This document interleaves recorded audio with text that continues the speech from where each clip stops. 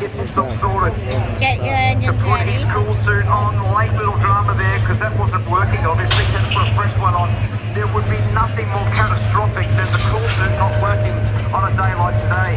But when Neil was catching up with everybody, the man of the match so far has got to be James Golding. James Golding starting behind the two Mustangs, Dave Reynolds and Chaz Foster. He's in the same car effectively.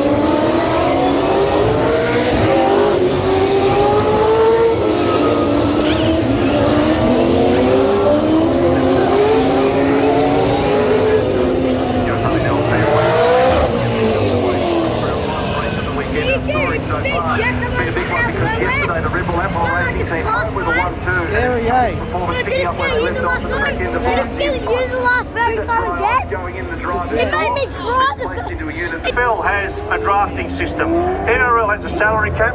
We have Gen 3. That great mix you see up the front there, including Jimmy Golding and Emil Kamara. 15,000 cumulative horsepower with 32 tonnes of muscle around the streets of Newcastle. Enjoy.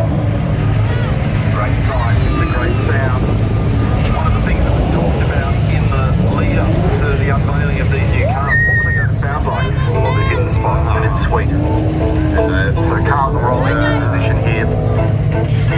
And on the front row of the grid. His second pole position in this location is David Reynolds, and awarded a P2 yesterday in his first podium for Chaz and Austin. James Golding, as I said, on the grid before, best ever qualifying in supercars.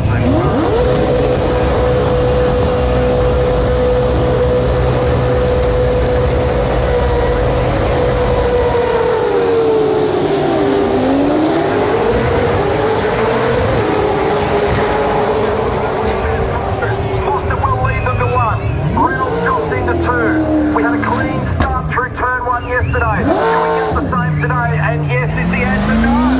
We've got a in the grid here for Declan Fraser and Jack Smith. They didn't even reach turn one. And it looks like the wall on the left-hand side has got damage on it too there, Neil. So safety car the spin as a car has turned around. Safety car's been deployed, but I think the spin has gone around to the left and hit the left-hand side wall in track direction. But we'll get another shot of that very shortly, because I'm sure we've got replays to cover it. But what a jump off the start by David Reynolds was great, but way too much wheel spin in the second phase of the start. And Chaz was pretty forceful into turn one because he knew he had to capitalise on that wheel spin. And that's where you've really got to be aggressive, because the yield that you get in those early moves can last for the whole race. So perfect through turn one for everybody, but what I didn't realise is there was more trouble down the order. So I think you'll find that cars are ushered through pit lane here because of the position where Declan is, and that's another Tickford car damaged.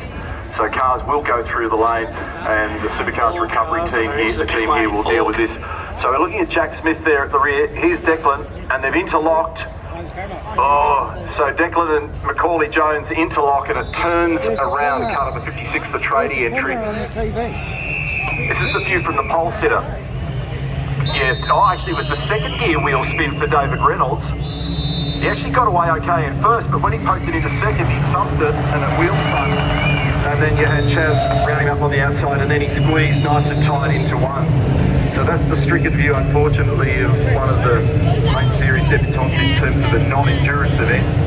Declan Fraser drove with Craig Lowndes last year in the Repco Bathurst 1000, but he starts a new adventure this year with Tickford, and that's an unfortunate way for him to start. I caught up with he and his dad this morning. He was looking forward to the race, learned lots yesterday, but unfortunately it looks like he's out of business very early in the game, and that's another damaged nose on the second of the four Tickford Fords this weekend. Yeah, and that's just a clumsy one, because you just don't know in terms of spatial perception when Declan moved to the left-hand side, he was probably clear at that point, but he wouldn't have known where Macaulay Jones was. And always off the start, it's very hard once you've dropped the clutch and you're getting yourself organised to get out of first gear to second gear to understand your relative pace to the others. And it's a little bit like merging on a freeway and changing lanes. You don't have time really to do it under that circumstance, and you've sometimes got to use your bit of intuition to be able to get clear, and he wasn't quite clear was the message in all of that. And the Pizza Hut Commodore was on the left hand side. It's Chris Stuckey there, who's the engineer for the tradie Mustang. And Race that little bit control of to all contact. teams, race control to all peoples. Red flag, race is suspended. Race is suspended, all cars to pit lane. We have damage to the pit wall that needs to be repaired. We have damage to the pit wall that needs to be repaired. All cars to pit lane, race is suspended. James Taylor. So you saw it when that concrete block had moved, so that's something that's going to have to be rectified. They'll need to get the forklifts in there and get that sorted, so that'll have us treading water and singing songs for a few minutes before we get this back underway once more. And Mark is actually going to handle that side of the equation. Say, what you going to do? Better be your favourite case there or something with Ballarat. What do you I'm just going to do the intro. All right. You'll handle the heavy lifting. All right. So, unfortunate start to proceedings for our second race this weekend. Declan Fraser sidelined. This is going to delay us for a while.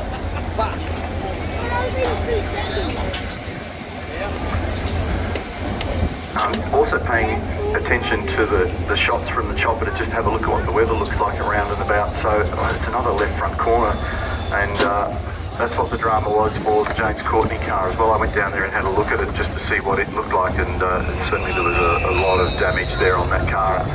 This one's also going to be in surgery for quite some time, so not 100% sure what direction we're looking at. Oh, that's out to sea, so I'm not going to worry too much about that one at the moment. But further to the southwest and the northwest earlier today, it has looked a bit threatening. It's got to one point there. I remember Chad talking about it during the Dunlop series.